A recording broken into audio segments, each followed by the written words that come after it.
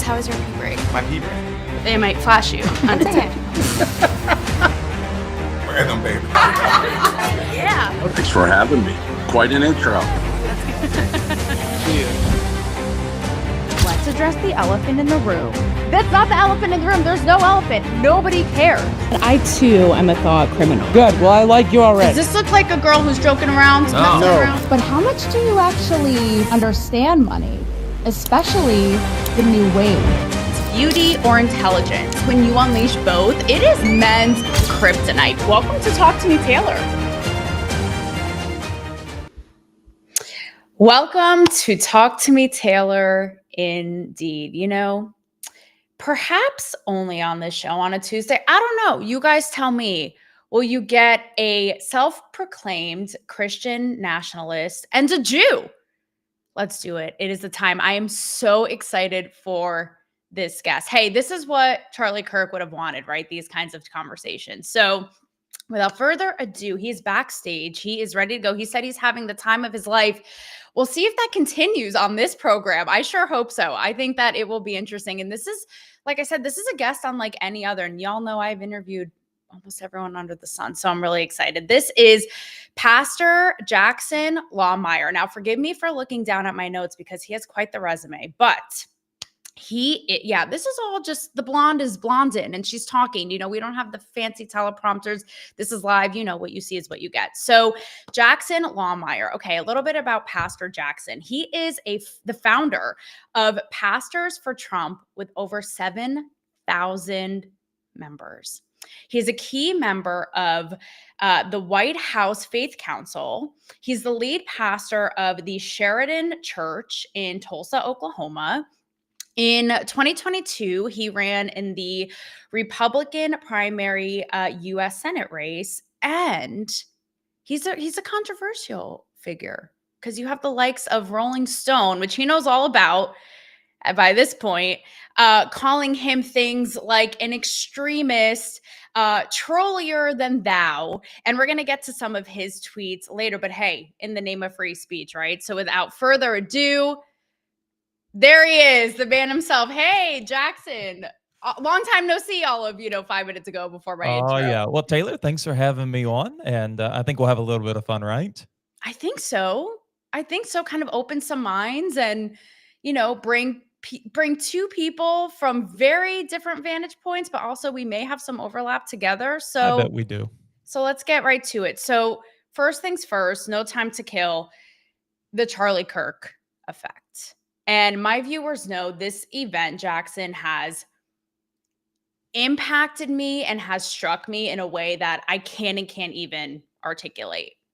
Now, we have seen this cracking open, this reckoning of sorts. Even I've been going to temple. I've been acclimated, becoming well-versed with the Old Testament, New Testament every morning. Even my daily meditations have become more faith-aligned. You have people going, I haven't stepped foot in a church in 30 years. You have Erica Kirk on the world stage saying, I forgive this man who took my husband. Our God is so good. It's all part of a greater plan. Now, I know all of this, given your life's work, is music to your ears. And I want to ask you why, how this is touching people, Jackson, in a way that they can't even describe. And I know what you're going to say. You're going to say people need Jesus. People need this. But what actually is happening on a human level? And again, in a way that people around the world cannot even put into words. What's happening? What a great question. And, Charlie was a good friend of mine, and we've known each other for years, actually. And so tough to process, watching it, happen on X pretty much. And you just see it's tough. And it really hit home with, I would say, pretty much everyone who has a heart. It kind of hit home with, whether you agreed with Charlie, whether you didn't like Charlie, but, a wife lost a husband, 2 kids. They lost their father, and, America lost a legend in regards to how monumental he has been over the last, say, 10 years. And I think the reason that it has struck such a chord with so many people is the reality. We didn't just read a headline, Charlie Kirk dead at 31. We all saw it. It was vicious, it was Mhm. gruesome, and we visualized evil. We hear Mhm. about evil, Mhm. we saw evil take place. And so, with that, there is this innate thing within human beings that whenever we find ourselves in an uncontrollable, uncomfortable situation, there's this innate thing we look up and we say, help. That's just, Yeah. the phrase in the military is there's no such thing as an atheist in a foxhole. When those bullets are flying over your head, there's this innate desire, this innate thing in you to look up. And so we saw evil firsthand. Mhm. And so now there is this part of our soul that is looking for an answer. Why did this happen? How could this happen?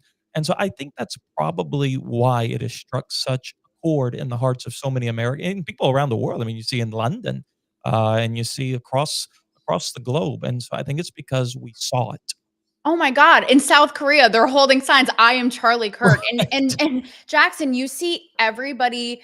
I mean everyone who's everyone. Nick Fuentes, even, like, people trying to make sense of it, and again, it's this thing where it's like, nothing quite hits, and especially the spirituality, and we can say things like, I live streamed sobbing hysterically in the moment that day, and we're talking about spiritual warfare and all that, so we can throw around these big words, but again, it's I don't know. I mean, the fact that people cannot quite articulate, is it, and even Erica's strength and boldness going again, it's so contradictory to this nihilistic way of living that we've been in and this meaninglessness. Is it sort of the idea that there's something bigger, to your point, help, that it's all part of a plan and a design? I mean, again, people around the we can't even put it into words, but it's massive. It's massive. Well, people are looking for truth right now. Our culture's gone Yeah. through such a roller coaster ride from 2020, whenever you had the lockdowns, to the riots, to the whole thing going on with transgenders, and just our culture has gone through a roller coaster Sure, ride. sure. And people are looking for truth. There's this thing in us that desires truth, and we've gone to many different sources and they have not satisfied our hearts. And so, with this incident, people are turning to church, to synagogue, whatever it may be, because they're needing something stable in a very shaky world right now. Yes, and thank you for giving a shout out to the synagogue. To I know you have love for us, the Jews. I know all about your Absolutely. October 7th event. I'm gonna talk to you about that. Oh, Oh, okay. yeah, I did my due diligence. I appreciate that. Yes, I'm the case for Israel. Yes, sir. And I think, and Erica had mentioned this, right, in eulogizing him, but there was a part of it, even for me as a Jew, he said, I want to be remembered for courage for my faith, right?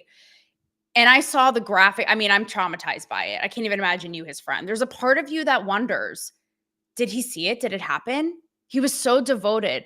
And I think that's maybe what's striking people. It's like he was so devoted. She's so convicted in her faith. It's sort of like, and she even said something like, he knows the mysteries. He knows the mysteries of the divine. Like, I think that is so, I mean, I have goosebumps talking about it, right? How could you not? How could you not Right. wonder? Well, that's the tough part we all grapple with is Yeah. the question why, why? And Yeah. unfortunately, we'll probably never know why this side of heaven, but we can know the what. The what is we have seen a spiritual awakening within the United States of America. People ask, why did God allow someone like Charlie Kirk, who was a good man? I mean, just like he was a good man. Why would God allow that to happen? And we don't have an answer to the reason why, but we do see the what. We see the result. God is using it. God takes what the enemy intends for evil and God intends it for good. And so we're seeing that Bible verse literally play itself out before it's not just a verse that we read in the Old Testament when Joseph says, "You guys meant for harm, God meant it for good." No, we're seeing it. We're seeing it before our very eyes. Why? I don't know, but the result I do know. It has been a ricochet effect, like a ripple effect. I mean, so I'm a Penn State alum, and I'm sure you saw over the weekend, Benny Johnson was there giving out Charlie's Freedom shirts, giving out 5,000 of them. I'm like, I want a shirt. And again, when Charlie was alive, I wasn't this intense. I really respected and appreciated him, and if anything, I was like, "Wow, look how he handles being my craft and what I do, debate and all this with such grace and such class." And now here I am like a groupie. I'm like, "I want a freedom shirt," right? And it made me so proud to see that happen at my school, and I said, "Wow," like I told my boyfriend, "How crazy that we just saw him gruesomely murdered in that shirt."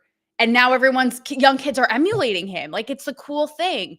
So a, being so close to him, what do you think that he would say seeing all this? And B, someone also said to me, almost again, part of the design, they said, I don't know if he would accomplish in 40 more years on this earth.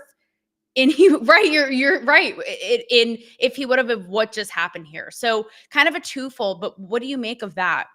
Well, Charlie accomplished more in his death than he ever would have Yeah. accomplished if he'd have lived several lifetimes. Yeah. Right. What happened was a phenomenon. It's not a Yeah. normal thing that someone can accomplish where you have the entire world.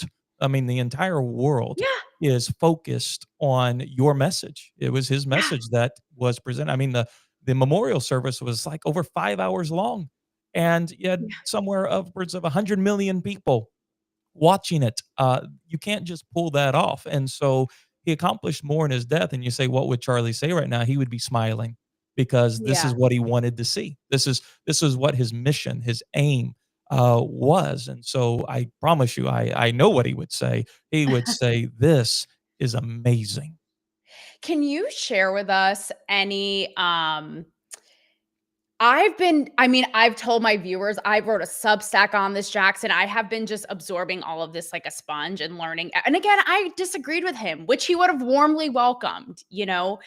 But the more I see, and I wrote a whole Substack, which you would love, by the way, how I'll have to check it out. yeah, absolutely. How you have the Ilhan Omars and the AOCs having the audacity to peddle that he was a racist, he was hateful, he was this, and I give all the receipts. I'm like, really? Was it when he said this, and held this black person and this gay person in his arms, and whatever it is, all the way over to the Candace Owens peddling, the BB Israel thing, right? Are you trying to tell me that Netanyahu didn't kill Charlie Kirk? Can you imagine Is that that? what you're trying to tell me Can right you now? I mean, I know. I'm just shocked. But and I love the perpetual gaslighting too. Oh, I never suggested that. Oh, yeah, no, okay. We're all idiots. We were all born yesterday. But I love seeing these human tidbits. Can you kind of bring one to the light, being so close to him, that may be contradictory to any of these grifters, for lack of a better word, and peddling these narratives that he was a certain person and going in real life, I saw him do this, I saw him say this. Yeah, well, I can say, from a professional standpoint about Charlie, Charlie never had an issue with a person. Charlie recognized the person on the other side of the microphone was not the enemy. It was the idea that maybe the person was clinging to, which would have been the enemy. So it was never the person. It was, I'm not angry at the person. I don't hate the person, but the idea is detrimental, whatever it was that he was debating.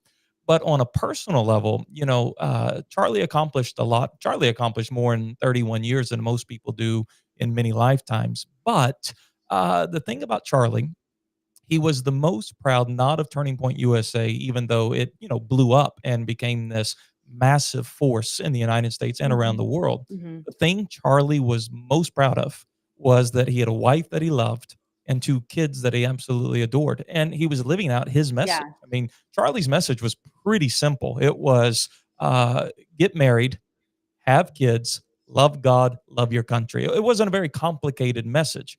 And he was living that out. Mhm.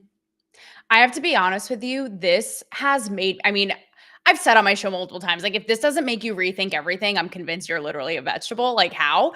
But even that, it's made me reconsider, while standing convicted and grounded in my beliefs, just as he was, just as Erica is, all of this purpose, womanhood, femininity, all of it, which, we're going to get to.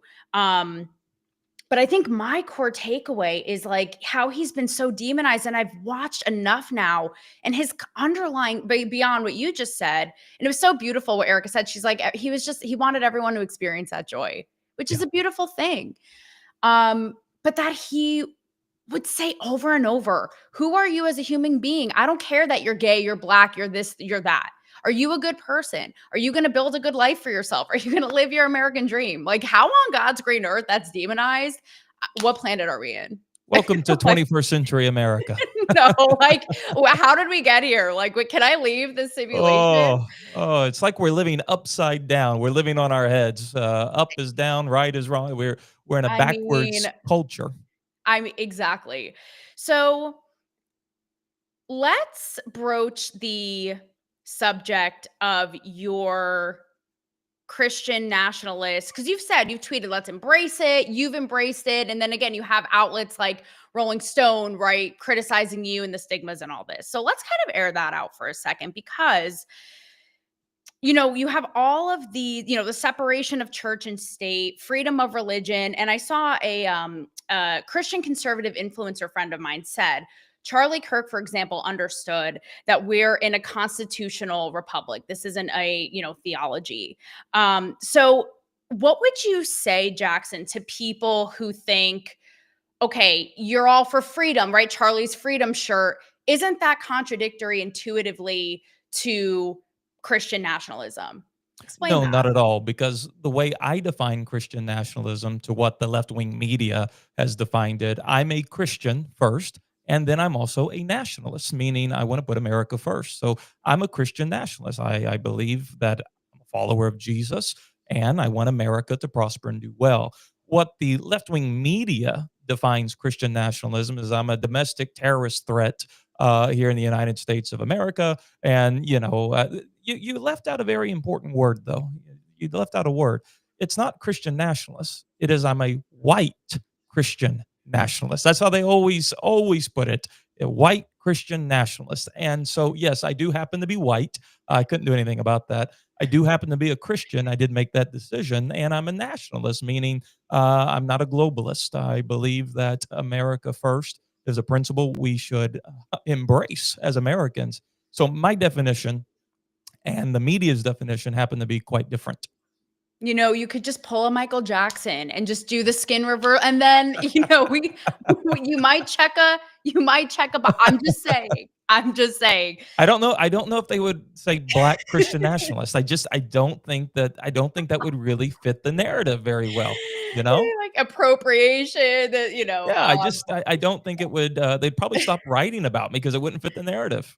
So would you then say, because I'm and maybe I'm ignorant here in this department, but when I think Christian nationalist, I think the combo of church and state and almost being governed and enforced to to bring the two together and to teach Christianity, have it in the law, have it one and the same. And obviously, I as a Jew, I'm like, but I know you're also here for the Jews. So kind of parse that out and explain Yeah, that. no, no, no. Listen, I'm a firm believer in the separation of church and state. I Okay. do not want the state telling me how to pastor my church and run my church. I do not want the state telling me, well, you have to be a Baptist or you have to be a Presbyterian or whatever it may be. No, I'm a very firm believer in that because I want to pastor my church the way I believe God's leading me, not how the government is. Now, does that mean that as a Christian and as a pastor, I can't have any involvement? I lose my rights to be involved in our political process? Absolutely not.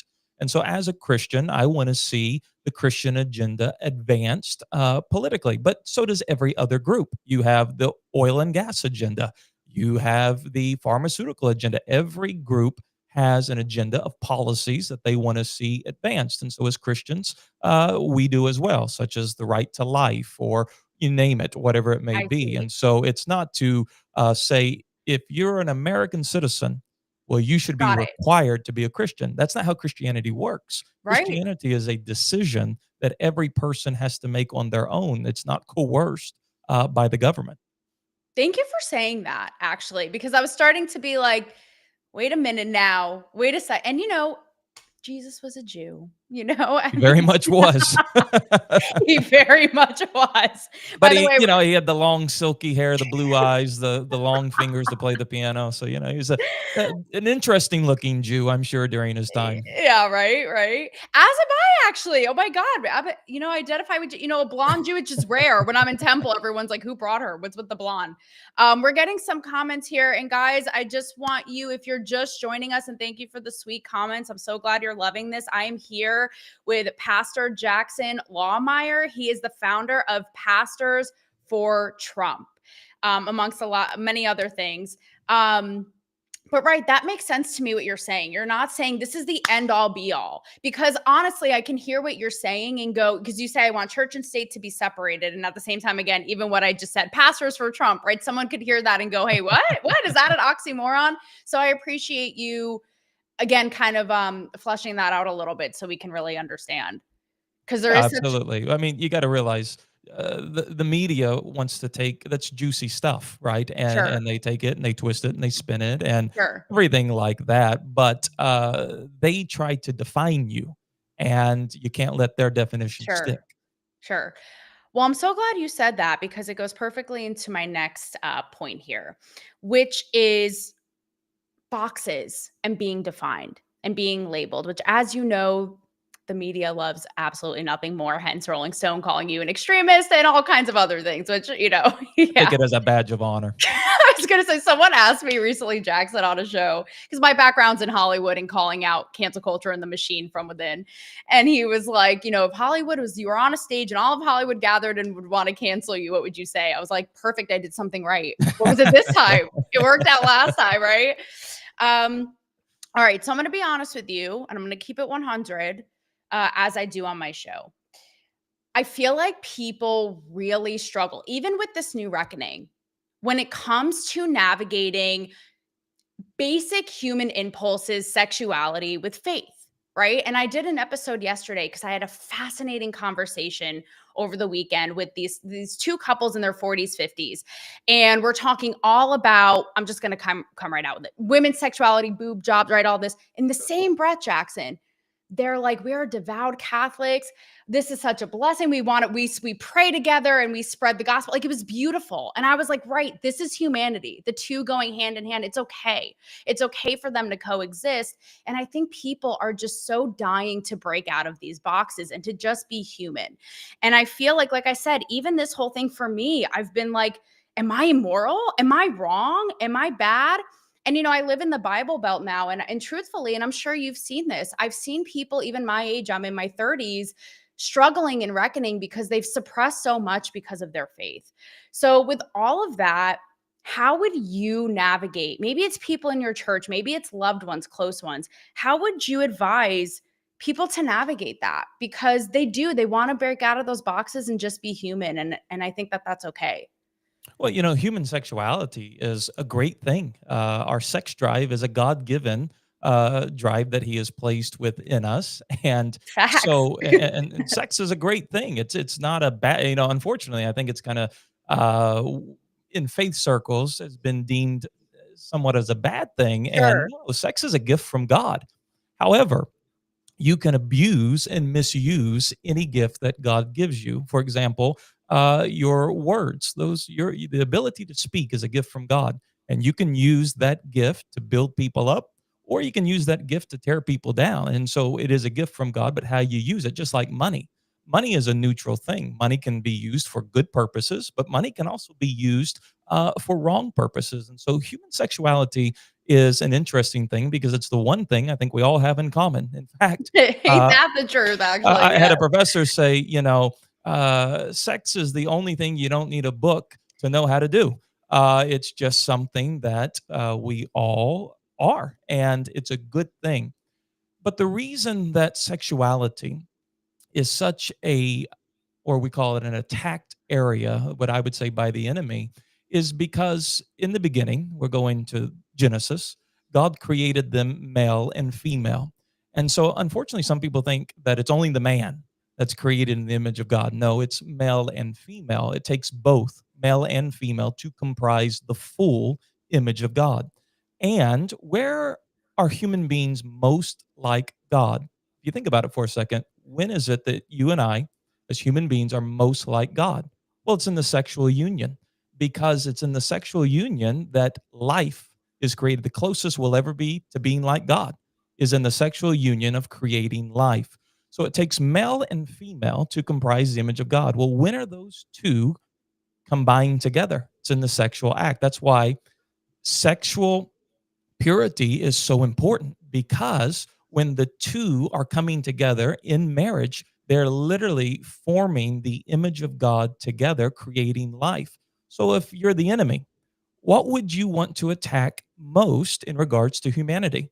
It would be sexuality, to pervert sexuality, to mar the image of God that we've all been created. And that's why marriage is such a beautiful thing, because the two become one flesh. How Mhm. can two be one? Well, it's only a God thing.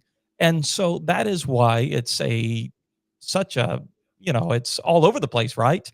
It's everywhere.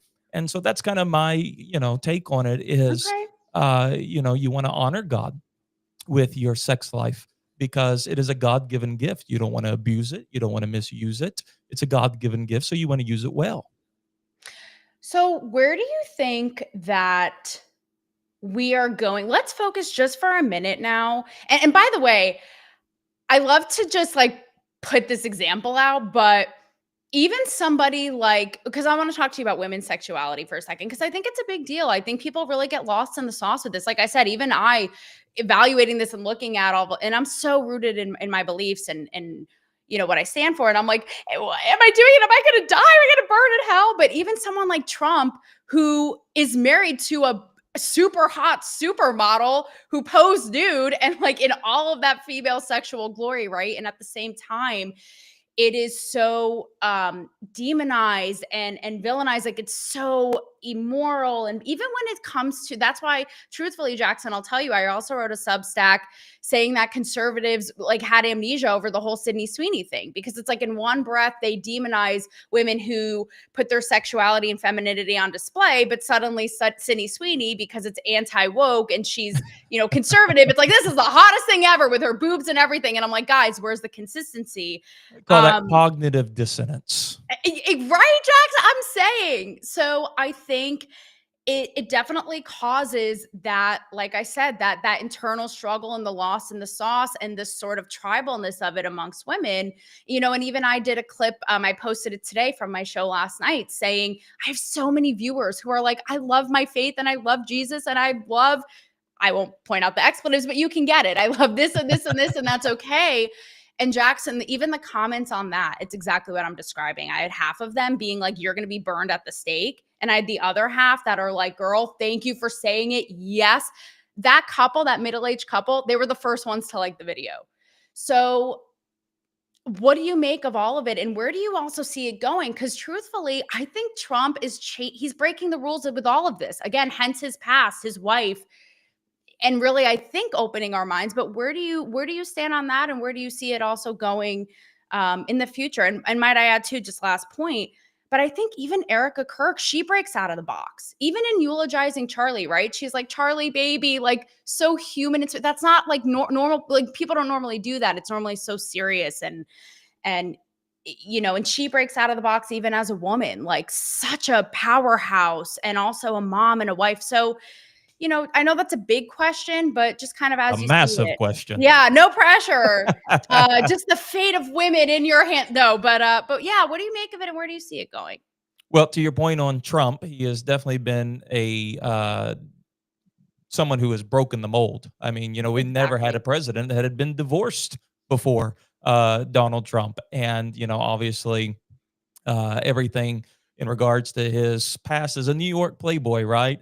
And isn't Right, it interesting that he right. was embraced mostly by Christians? It was an interesting thing given his That's past. the truth. Yeah. Yeah, yeah, yeah. Like here I am, pastors for Trump, right?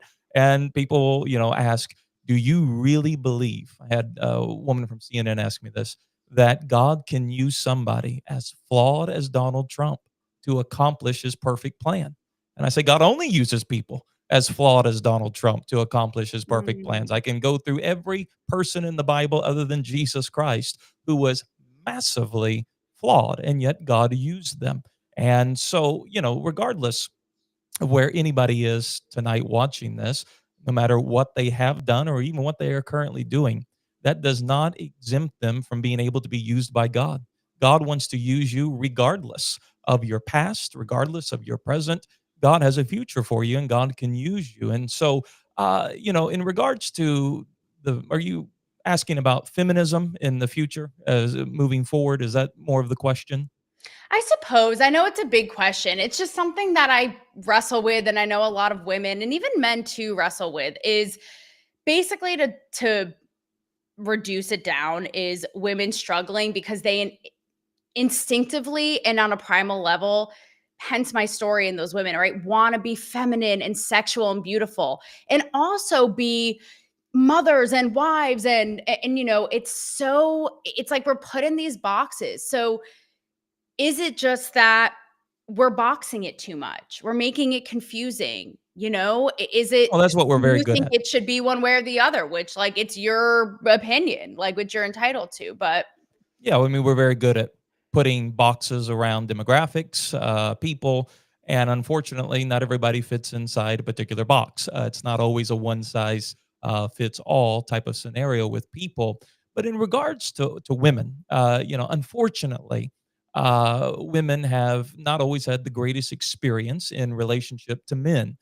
Men have dominated women, just because of the physical abilities over human history. And now you have a point in time when women are essentially kind of breaking out of those molds. And unfortunately, men have not done what they should have done in regards to how to treat women. It's, just human history. You look at it, that's true. it's not very good. You look at human history, it's not very good. It's not and, that is and true, that's yeah, true. it's the reality of things. Yeah. Because from a biblical standpoint, I'll just take it back. The woman is the crown jewel of creation. God created man, Adam created, but God formed the woman, and so she's the crown jewel of creation, and she's to be treated in that regards as well. But us men, we've kind of dropped the ball there, and it's unfortunate Mhm. because it's created what you could call the battle of the sexes, and it's as if women are against men and men are against women when that shouldn't be the case. We should be able to flow together, work together, be united together. And unfortunately, I do think that feminism has sold women a lie that has been detrimental to them. If you just look, a lot of American women have bought into the promise of feminism, but it didn't make them happy. Most of them are not happy at all, and so they're going. I have so many friends now that they spent their entire lives building up their career. Right, they were so focused on building their career, and now they're at the age where they're like, "Oh my gosh, I should have gotten married. I should have had kids. I can't even have kids now." And so being a mom So remind is us. the So remind us. I've been crying every morning, like, what is well, it again? being a mom is a beautiful thing. I mean, it's a which we should not put down Yeah. women who are moms. That is like I can't do that. I mean, it's an incredible I can't give birth, neither nurture and raise children. And so that's not a bad thing for a woman to embrace motherhood, to embrace being a Yeah. wife. Doesn't mean they should be walked all over by their husbands. Doesn't mean that they should be dominated by their husbands. But motherhood is a beautiful thing. I think that what I want to avoid, and you as well, I'm sure, is women feeling inadequate. And that's why even when you have or like scrambling, like, did I not do it right? And listen, like, I was bought into the feminism stuff too in ways that, like, a couple years ago started breaking my brain of like, and I've always been like pro men. Men are awesome. I love men. Like, let's not shit on them, whatever toxic masculinity. Like, I always was like, okay, whatever, mumbo jumbo. And to your point, I always kind of said, like, this is going to have the reverse effect of men they're going to feel so beat up, still step up men, to Jackson's point, and all the core things that make men men, but they're going to feel so beat up that it's going to have this counter effect of them not being so great. Right. Yeah. And I think, when you have people, even like the Harrison Butkers being like, people were so, up in arms about that, being like a woman's highest calling is a wife, a mother, all this. I think again, it's sort of like respecting everyone's choice and also not feeling like shit, frankly. Sorry for my language, but if it's like, Everyone's got to spit on the ground every once in a if while. it, yes, but if you feel like you haven't fulfilled this or haven't fulfilled that, and I don't know, I don't even, you know what I'm saying? It's, I don't know. I want women to feel empowered to embrace all of it. And I think we take everyone's word at like, this is the end all be all. Um, and I think breaking out of the box is the best thing. So it's like pursuing your passion, yes, but also like I dream of being a mother is one of my biggest dreams. Um, and I just think the boxes hurt us is what I'm stumbling around and what I'm trying Sure, to say. sure. Yeah, that's the downside of culture, is culture tends to put you in a particular box, depending on which culture Yeah. you're a part of. That can be American culture, or it can Yeah. be culture in the Middle East or in Asia or Africa, and so that's tends to be what culture does. Hmm. Now, I have to let you go soon, but I have 2 last things. Okay. We have Israel and free speech very quickly. Yes.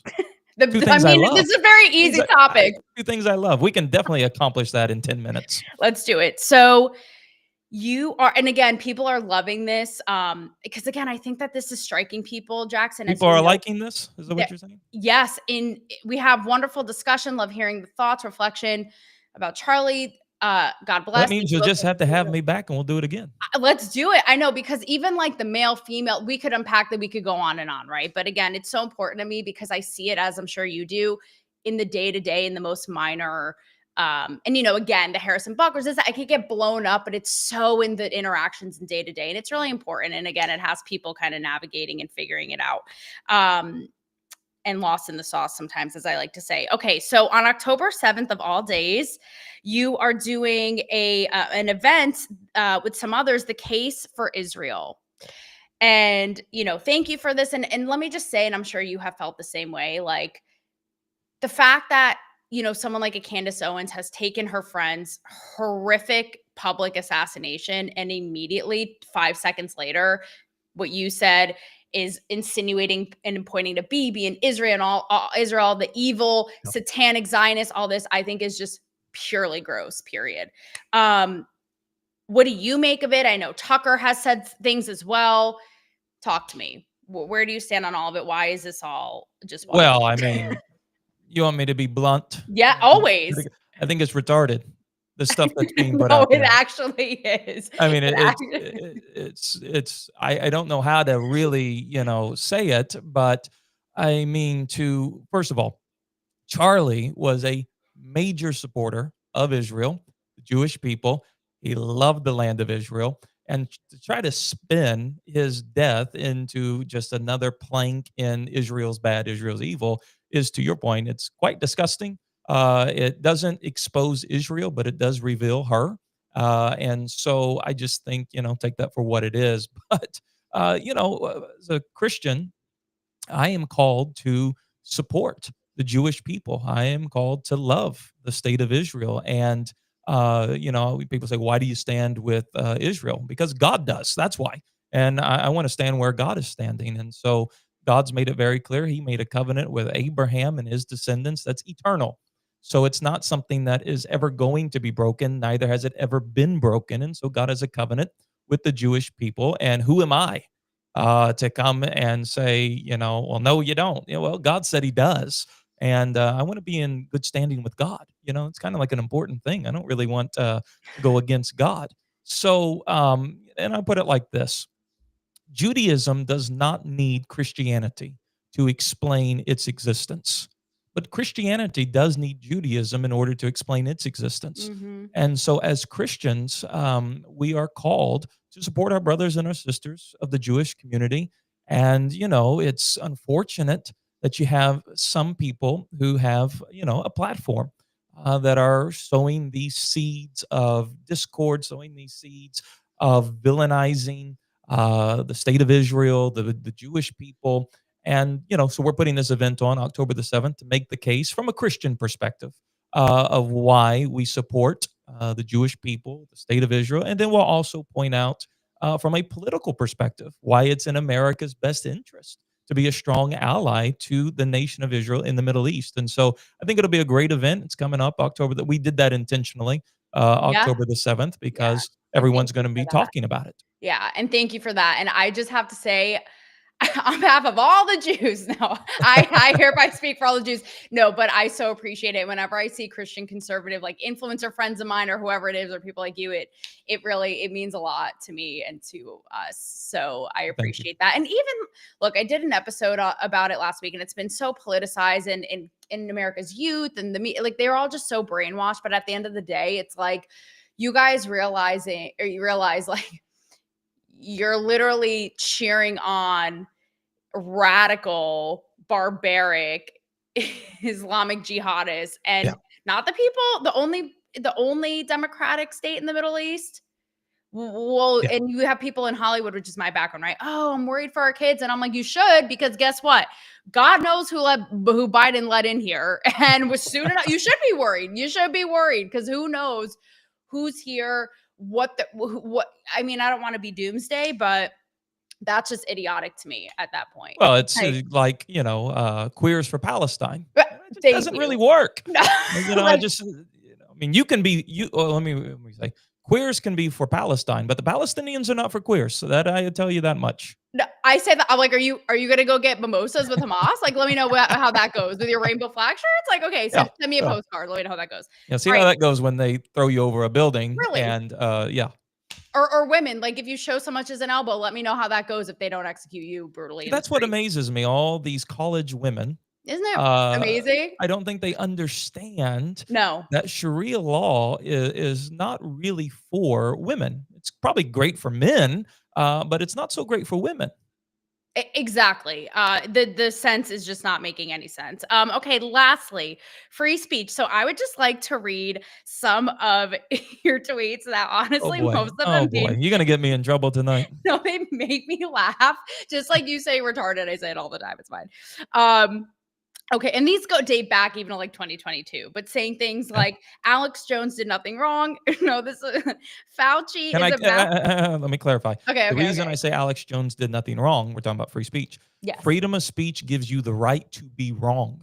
exactly. Freedom of speech gives Exactly. so Alex Jones did nothing wrong when I'm the context of that is in the sense of he can say what he believes and he has the right to say that even if he's wrong. And that's the freedom of speech that you have the right to be Mhm, wrong, but you can still express it. mhm. And thank you for that. I agree. I'm a free speech gal through and through. Okay, you said Nancy Pelosi a demon, BLM a terrorist organization. This one's my favorite. Fauci. I'm sorry, I'm mixing my doctor handwriting. Fauci, a mass murdering Luciferian. So again, I'm just laughing because Those are it's some good takes. Those are some good takes. He's like, no regrets. Aside from the fact that again, people can A, give me shit for laughing, and B, be like, oh, you guys want to talk about the left being, politicizing and polarizing and stirring the pot. Here's the thing, Jimmy Kimmel. All right. I do have, because I'm saying a free speech absolutist, I'm with you. I was not okay with, again, I think his show's trash. I literally do not even think he is funny once ever. What he said was not okay, was not cool. However, the conservatives now being like, he should get fired. He should. I'm like, oh, guys, like, you've been at the brunt of cancel culture. It's going to come back around. Again, someone who has had tweets like this, who is so pro free speech, as Charlie was as well. What do you make of all that in the Jimmy Kimmel situation? Yeah, I mean, the Jimmy Kimmel thing, I don't really care. I haven't watched him probably since 2008. But in regards to like, those of us that are pro free speech, we got to be careful that we're not trying to use the acts of cancel culture against those that we disagree with their Right. speech. So, like I said with Alex Jones, freedom of speech gives you the right to be wrong. That's part of it because if you can only speak when you are correct, well, most of us probably wouldn't have the ability to say anything at all most of the time because we're always saying things that are probably wrong or that we learn more later on and we change an opinion. And so with Jimmy Kimmel, hey, listen, if Disney wants to keep him on and they don't mind losing millions and millions of dollars a year with this show, Right. that's a private company. They can do whatever they want. Doesn't mean I have to watch it, but they can do whatever they want. And if they come to the sense of like, all right, nobody's watching this guy, he's not funny, he's costing us millions, so we're going to terminate his show, that's their decision. They're a private company. Yep. Well, so I said, why do we have to? I didn't think he should be canceled or fired. I said, let the ratings flop and it just go into the abyss Right. where it belongs. Like, Yeah, no just one. don't watch it. Like, Capitalism. I don't watch it. Exactly. Listen, you were so great. Did you have fun? I had fun. I had a blast. Awesome, We got to do it awesome. again. Absolutely. We will do it again. You took all he had no prep, by the way, guys. He just went into this. And thank you for being I'm not Joe Biden, okay? I'm not Joe Biden. I didn't require every question in advance. Which way do I go off of my set after this? I know, someone help. No, coolest pastor ever. And thanks for letting me say boob job in the same interview with in the same sit down with you. So cool pastor for the win. Thank you so much. You'll definitely have to come back. This is great. Appreciate it. I'm going to let you go and do a little wrap up for my crew here. Pastor Jackson Lahmeyer, thank you so much. Thank you. Have a good one. You as well. Wow, guys, how awesome was that? So much fun. And, again, I've been on this Charlie Kirk obsession kick lately. Again, no matter how much I agree to disagree. And I was a little nervous, honestly. I was like, wow, I've never had a Christian nationalist pastor on my show, and exceeded my expectations. And I hope you guys too. I know you commented that you really enjoyed it and took a lot from it. And, what I love most about this is, even like bringing up women's sexuality and men and women and all that, I wasn't sure if Jackson would flinch or be like, because again, he's kind of right. It's like we've made everybody into these caricature stereotypes.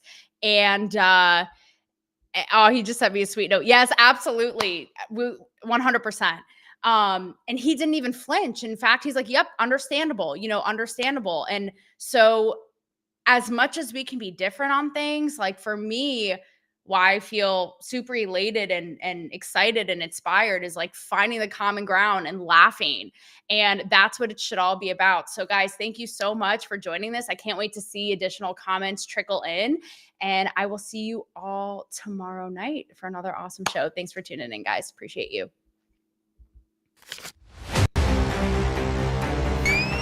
Chris, how was your pee break? My pee break. They might flash you on the tape.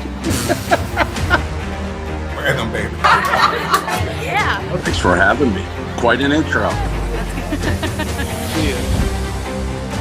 Let's address the elephant in the room. That's not the elephant in the room. There's no elephant. Nobody cares. I too am a thought criminal. Good. Well, I like you already. Does this look like a girl who's joking around? No. Around? But how much do you actually understand money? Especially the new wave. Beauty or intelligence? When you unleash both, it is men's kryptonite.